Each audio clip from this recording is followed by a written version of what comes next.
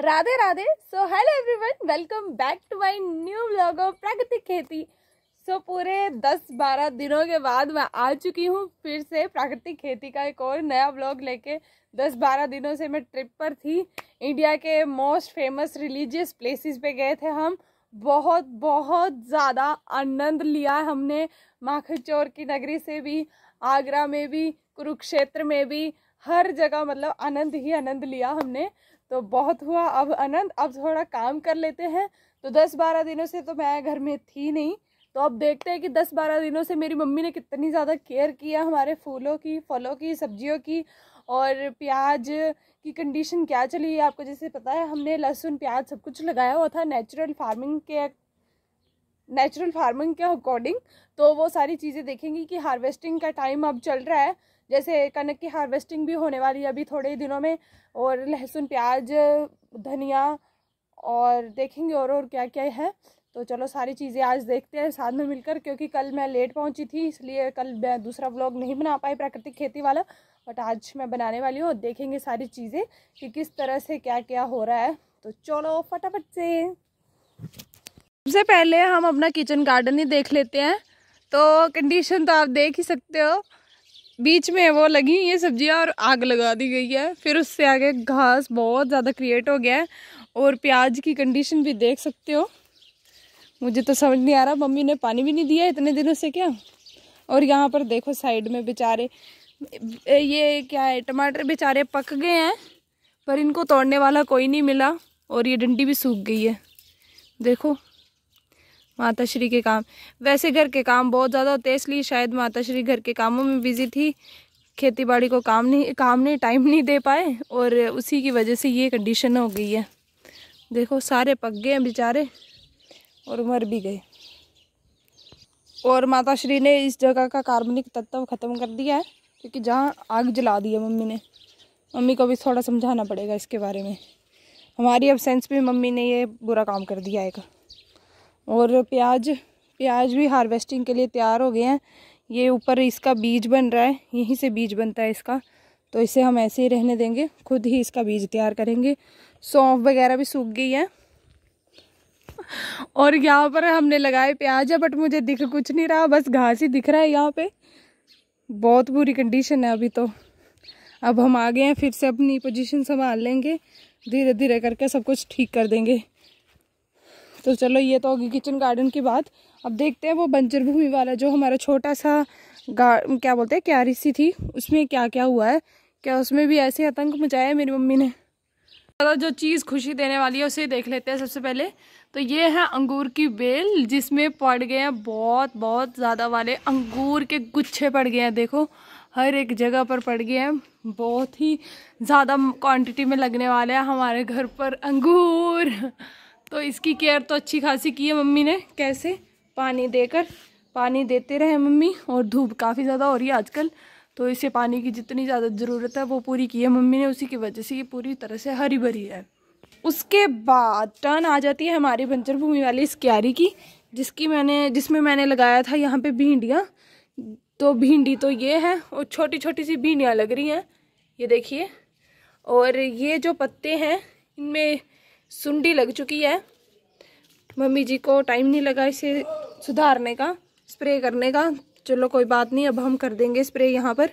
तो यहाँ पर सुंडी लग गई है, बाकी भिंडी हेल्दी है। और यहाँ की भिंडी में भी ये देखिए पत्ते ख़राब हो गए हैं, तो ये सुंडी के कारण ही हो रहे हैं। तो यहाँ पर भी ब्रह्मास्त्र की स्प्रे करनी पड़ेगी। और जो पत्ते ज़्यादा ख़राब हो चुके हैं उनको तोड़ देना है, तो वो मैं सारे ही काट दूँगी यहाँ से। और अच्छा था as it is, thank God mummy ने यहाँ से निकाला नहीं है।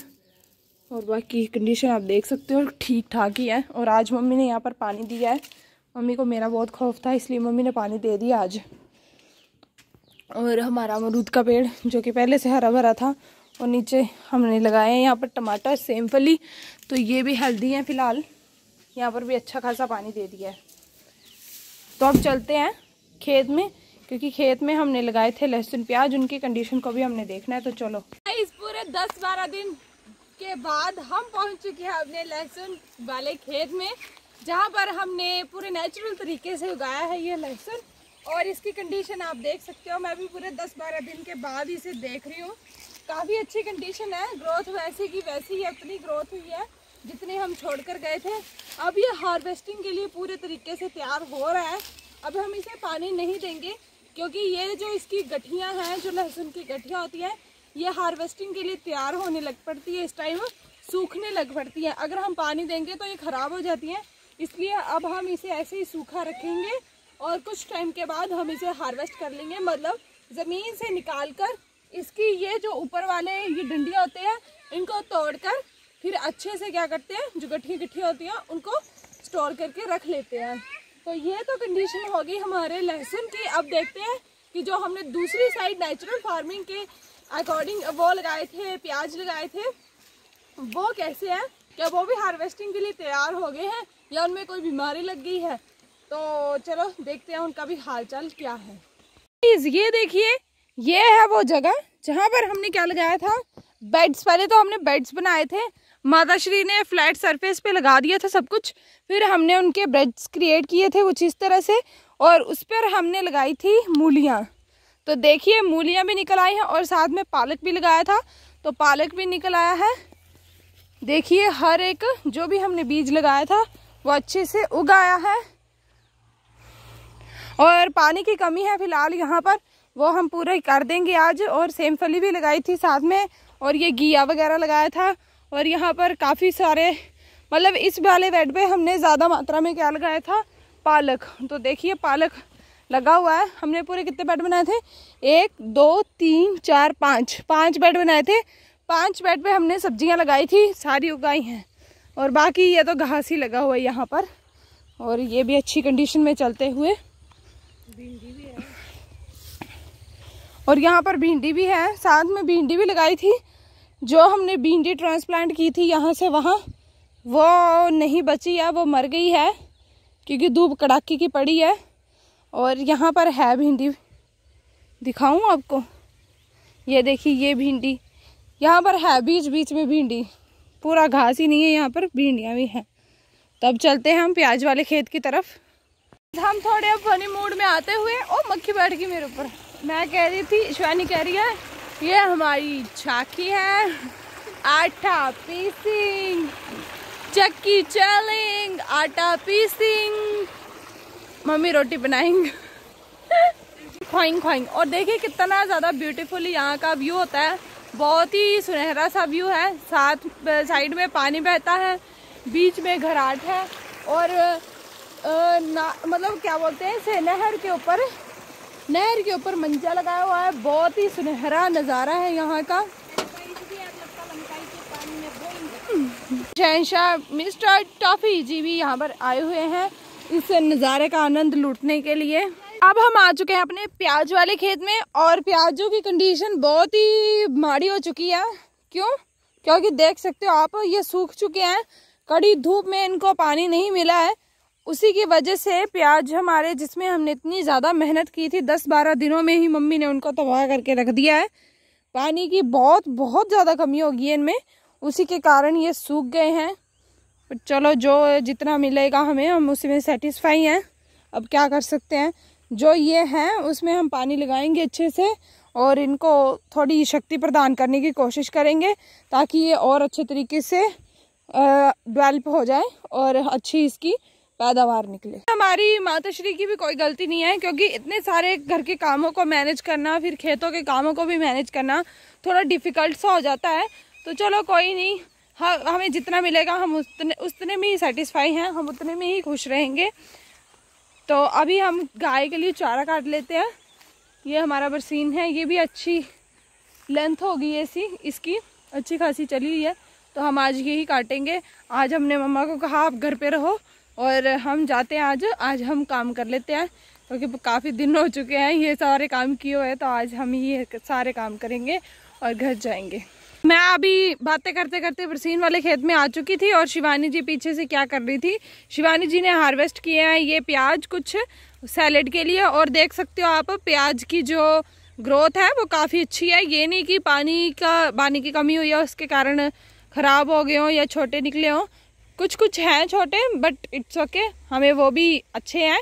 मतलब ठीक है हमारे लिए वो भी, क्योंकि हमने पूरे नेचुरल तरीके से उगाए हैं, इसमें हमने किसी भी केमिकल का प्रयोग नहीं किया है, तो वो हमारे लिए कोई भी हानिकारक चीज़ नहीं है। मतलब ये हमारे लिए कोई भी हानिकारक काम नहीं करेगा, ये हमें लाभ ही लाभ देंगे। So we are satisfied. अभी मैं काटने वाली हूँ अपनी गायों के लिए चारा। जैसे कि आपको पता है हम जाकर आए हैं वृंदावन में, तो श्री कृष्ण भगवान जी की जो परम प्रिय थी वो उनकी गायें थी। तो हम भी उनके ही भक्तजन हैं, श्रद्धालु हैं उनके, तो हमारा भी फर्ज बनता है कि हम भी गाय की सेवा भरपूर करें और अच्छे से करें, तभी हमें भगवान की प्राप्ति होगी। अगर हम बेजुबानों का साथ नहीं देंगे, उनके साथ रूड बिहेव करेंगे, क्योंकि देखो साक्षात भगवान जी जो थे वो गायों की सेवा करने के लिए धरती पर उन्होंने जन्म लिया था। तो हमें भी अब मौका मिला है मनुष्य जीवन का, तो हमें भी इस जो काम को है वो पूर्ण तरीके से निभाना चाहिए, क्योंकि जो काम खुद भगवान करते थे वो काम बुरा नहीं हो सकता।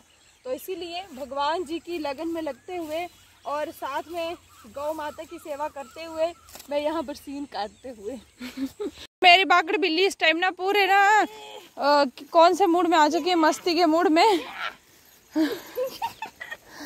और मुझे लग रहा है आज टफी के दांत टूट जाएंगे। बच्चू गुच्चू रुको रुको, अरे रुको, छोड़ता नहीं है ये। टफी आओ ना, काम नहीं करने दे रहा, देख सकते हो आप इसकी मस्ती, बहुत बदतमीज है ये टफी।